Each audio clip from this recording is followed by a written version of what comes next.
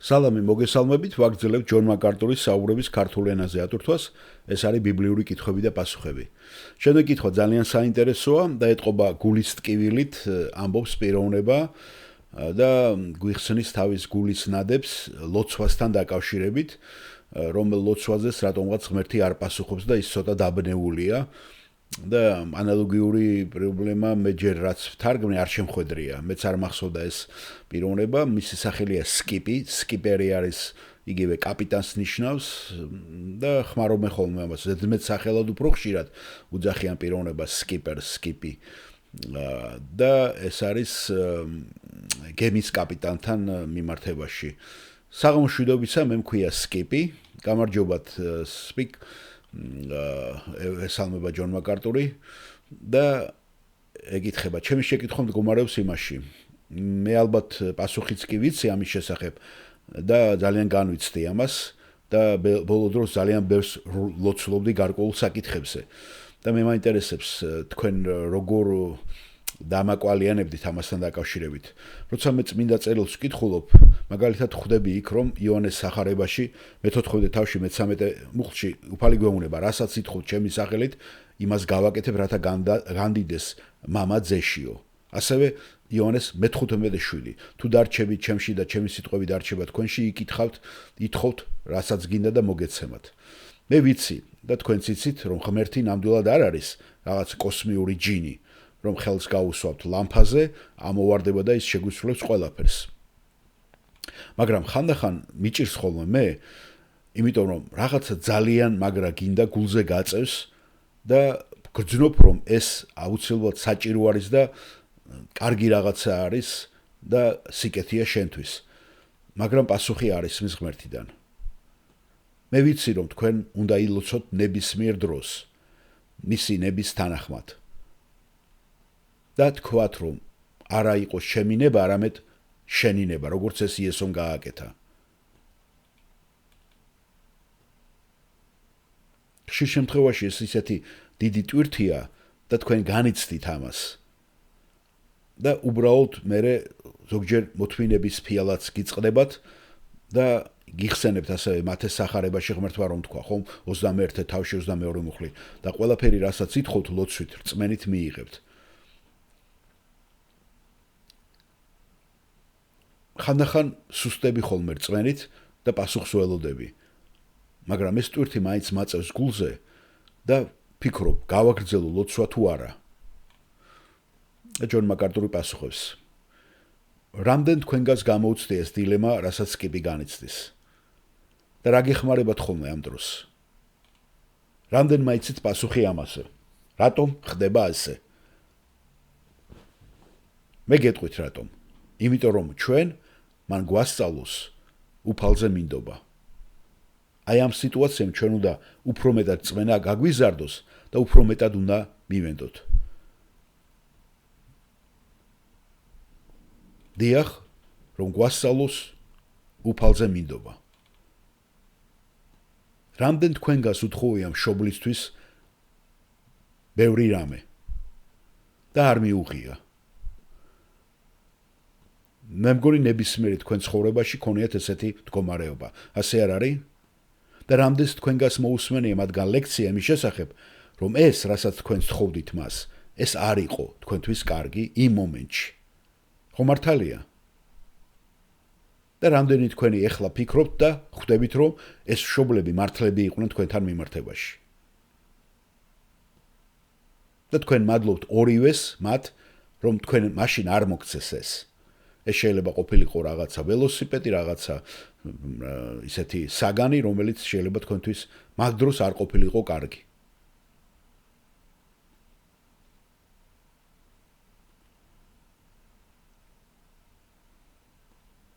მე რა თქმა უნდა მთლიანი პასუხი ზუსტად არ ვიცი, იმიტომ რომ ჩვენ ვერ შევიცნობთ ღმერთის გონებას და მეც ზოგჯერ ძალიან იმედგაცრუებული ვარ ხოლმე. რადგან მე ვიცი, დარწმუნებული ვარ, რა ჭირდება მის სამეფოს, მის მსახურებას, მის სახარებას, ევანგელიზაციას და ვთხოვ ხოლმე, მაგრამ პასუხი არ არის. შენ რაც უნდა გააკეთო, ეს არის უბრალოდ უნდა გააგრძელო დალოდება და უნდა კონდეს მინდობა მასადმი და ჩვენ უნდა გავაგრძელოთ ეს რწმენით ასე რომ თქვენ ამბობთ რატომ მინერგავს ღმერთი ამ დომას ამ სურვილს რომელიც ვიცი რომ კარგი არის მაგრამ ამავე დროს ის პასუხს არ მაძლევს და არ მისრულებს ამ ჩემ თხოვნას რაც თქვენ უნდა გააცნობოთ არის ის რომ ჩვენ არ უნდა ვენდოთ ჩვენს გრძნობებს ჩვენს აღქმებს ჩვენს აზრებს და არის ისეთი რაღაცები რაც მხოლოდ უფალს ეკუთვნის და ეს ძლიერი სურვილი ჩვენი არ ნიშნავს რომ ეს ნამდვილად სასიკეთოდ დამთავრდება ჩვენთვის საბოლოო პასუხი თქვენ კითხვაზე არის ის რომ ჩვენ ნამდვილად არ ვიცით როგორ შეიძლება ღმერთმა დაგვიმძიმოს და მოგცეს ესეთი ღრმა გრძნობა ღრმა სურვილი და არ შეასრულოს ეს ყველაფერი ამაზე ნამდვილად არ არსებობს პასუხი გარდა ერთისა რომ ეს არის ღმერთის სუვერენიტეტის და მისი უფლება და ჩვენ უნდა გვჯეროდეს და გვწამდეს რაც ხდება ეს ყველაფერი მხოლოდ მისი სუვერენული სრულყოფილი ნებაა ასევე ის არის რასაც მე ყოველთვის ვაკეთებ ჩემ ცხოვრებაშიც მე მოგაწვით ერთ-ერთ პატარა სულიერ ინვენტარს რომელიც შეიძლება ხელის შემშლელი იყოს ეს სულიერი ინვენტარი ჩემი ლოცვის შესმენაში და პასუხის გაცემაში და შეიძლება ამის გამო რომ ეს სულიერი ინვენტარი ჩემთაში არსებობს ჩემი ლოცვა არ იყოს შესმელი და პასუხი ვერ მივიღო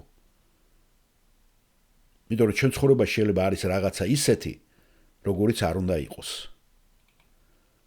მე მოვიყვან იაკობის წერილს რასაც ამბობს მეოთხე თავში ის მესამე ითხოვთ და ვერ იღებთ რადგან ბოროტი განზრახვით ითხოვთ რათა თქვენი გულის თქმებისთვის გაფლანგოთ სხვა სიტყვებით რომ ვთქვათ ლოცვაში შეიძლება იყოს რაღაცა ისეთი რომელიც დისკვალიფიცირებულია იმიტომ რომ ეს მოტივი არის ეგოისტური მოტივი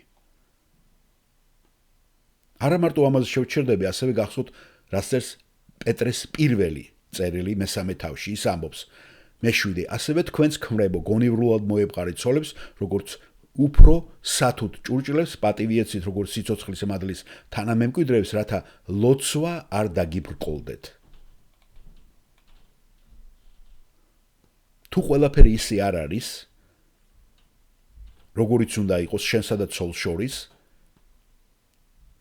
შენ ამითი ღვთის კურთხევას ბლოკავ რაღაცა ხდება რომლითაც იბლოკება ღმერთის კურთხევა და ნებისმიერი სახის ცოდვა ხელს უშლის ღმერთმა რომ გაქცეს პასუხი შენ ლოცვაზე ასე რომ როცა ჩვენ გულს ვეუნებით და უფალს ვთხოვთ რაღაცას რომელიც თქვენ გულზე გაწევთ და ძლიერ გაწუხებთ ჩემი პირველი პასუხი არის თუ არა რაღაცა პატარა სულიერი ინვენტარი რომელსაც მე ვთხოვ ღმერთს და არის თუ არა რაიმე ჩემ ცხოვრებაში რომელიც ხელს უშლის მას გააკეთოს ყველაფერი რასაც ის გააკეთებდა მეორე თუ მე ჩავაბარებ სულიერ ინვენტარის გამოცდას და გამოვასწორებ ჩემ ცხოვრებას ყველაფერი კარგად მიდის მაშინ მე უბრალოდ რჩება ერთი რამე მე უნდა ვთქვა და ვაღიარო უფალო მე მთლიანად გენდობი შენ ამაში გმადლობ შენი პასუხისათვის რომელიც უნდა გამცე არ გამცე მე ვიღებ ამას შენს პასუხად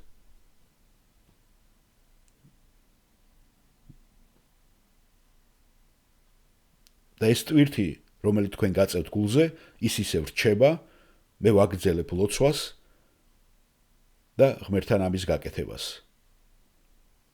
მოხდება თუ არ მოხდება მიუხედავად ამისა სანამდე უფალი არ მომცემს რომ განთავისუფლე ამ ტვირთისაგან და კითხვის დამსველი აგზელებს მე მახსოვს ჯონ თქვენ რომ საუბრობდით ერთხელ ერთი იგავზე გასოთ ადამიანზე რომელიც მიდის სახლში და აკაკუნებს და ჯონი ეუბნება დიახ ეს ლუკას სახარებაშია და ხშირად ამბობს კითხვის დამცველი სკიპერი, რომ მე ასე ვგრძნობ ხოლმე თავს. და ჯონ მაკარტი დიახ, თქვენ უნდა მუდმივად აკაკუნოთ. თქვენ მიიღეთ პასუხს. გახსოვთ ხო ეს იგავი, ხო? რომ პიროვნება ეს შუაღამეს მიდის, კარზე აკაკუნებს, პიროვნება კიდევ წევს, ლოგინშია და პურს თხოვს მას.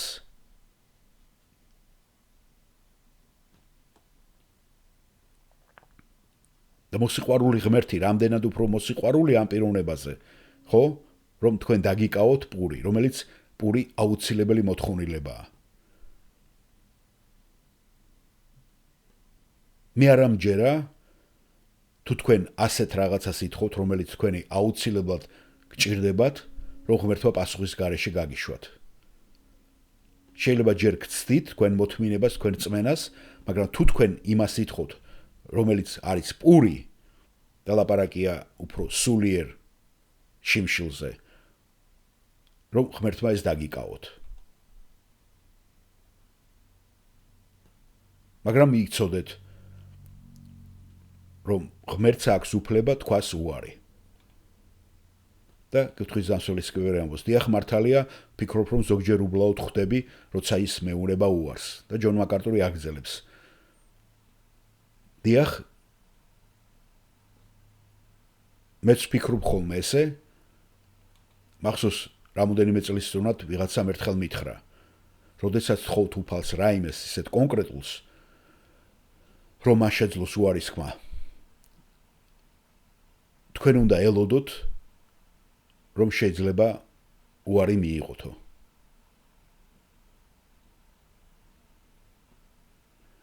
და ჩვენ ყოველთვის ვეუბნებით, უფალო ეს არის ის, რაც მე მსურს, მაგრამ აღასრულე შენი ნება და მე ვენდობი შენ ნებას. და ვაგრძელებთ ლოდინს. ასე რომ, რასაც ის აკეთებს, ჩვენ ვერანაირად ვერ ახსნით დეტალურად, ვერ აღწერთ, ჩვენ არ ვიცით, თქვა თუ არა მან უარის საბოლოოდ, თუ მოგცევს ამას.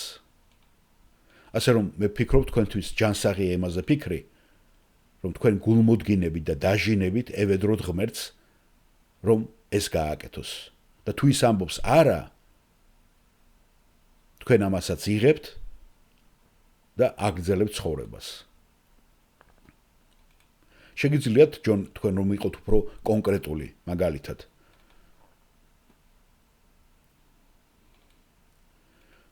და ჯონ მაკარტური პასუხობს. მე ვეტყოდი, უფალო, თუ ეს შენი ნება,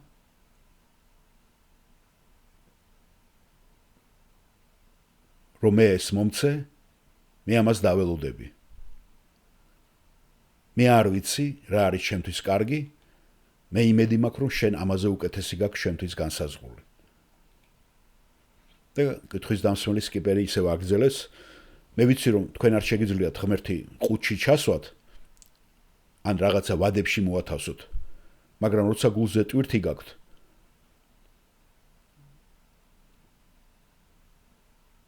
რაღაცნაირად ცდილობთ, რომ ყველანაირად მიიღოთ ეს.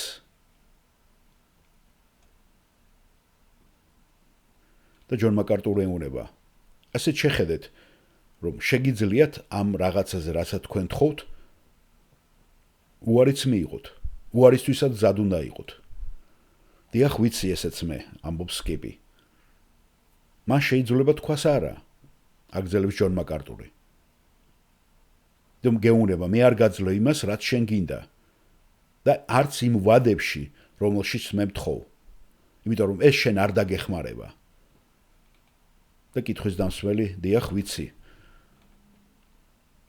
იცით რაც გულისხმობ? პიროვნება მაგალითად ეუბნება ღმერთს და უყენებს ესეთ წინაპირობას. გთხოვ მაჩვენო სამშაბათამდე რაღაცა ჩემ სახურავზე ან გადმოაგდე, ან რაღაცა ნიშანი დამანახე, რომ ეს მოხდება. ამ წინაპირობით მისვლა არ შეიძლება. და კითხვის დამცველი აგრძელებს, დიახ, ეს მას მე თლიანად დიდ თავისუფლებას ვაძლევ ხოლმე ღმერთს და არ ვაყენებ ვადებში. მაგრამ ხანდახან ესეც არის, უბრალოდ ძნელია დაკონკრეტება, რადგან შეიძლება ამაზეც უარი მითხრას. მაგალითად ახლახან 2 თვეა მე ვლოცულობ და ჯონ მაკარტური აგზელებს. იცით რის იმჯერა მე? უფალ სურს ნამდვილად რომ შენგან მოისმინოს ეს თხოვნა. მას არ სურს არანაირი სახის თეოლოგიის მოსვენა. უფალ სურს შენი გულის ნამდვილი ღრმა ძახილი. მან იცის უკვე, რისი თქმაც თქვენ გიდათ სინამდვილეში. თქვენ იტყვით თუ არა ამას, არა აქვს მნიშვნელობა. მაგრამ თქვენ მაინც უნდა თქვათ. მაგალითად, თუ ეს ძალიან გინდა, თქვენ ამბობთ, უფალო, მე მხოლოდ შენი ნება მინდა და მან იცის რა გინდათ. და კითხვის დამსველი აგზელებს 4 საათის განმავლობაში მე დავდიოდი მთაზე, მთის წვერზე, მხოლოდ იმისათვის, რომ დარწმუნებულიყავრო მას ესმოდა ჩემი ლაპარაკების. და ჯონ მაკარტური აწყნარებს, მან იცის, skip თქვენ რა გინდათ და არ არის საჭირო მთაზე ასვლა. იმიტომ ის მთაზე არ არის. შენ იცი უფალი სადაც კვიდრობს. უფალი ყველა ჩვენთან გალის გულშია და ის ისმენს ჩვენ გულის თხოვნას. თუ თქვენ ისწავლით უბრალოდ მასთან ლოცვას და გაიგებთ მის ხასიათს, თქვენ აუცილებლად ისწავლით მისი პასუხის მოსმენასაც და მინდობას. ჩვენ ყველა ამას ვაკეთებთ. და ბევრმა ჩვენთაგანმა ეს თავიდან არ იცოდა და გზადაგება ის გვასწავლის თუ როგორ მოვისმინოთ, როგორ ვკითხოთ მას და როგორ გავიზარდოთ ეს მოლოდინი და რწმენა. გულისხმობ რომ ეს რუთინაა. შვენიერი ის არის რომ ჩვენ ვიცით რომ ის ჩვენს ხარესაა, ის ჩვენს გვერდითაა.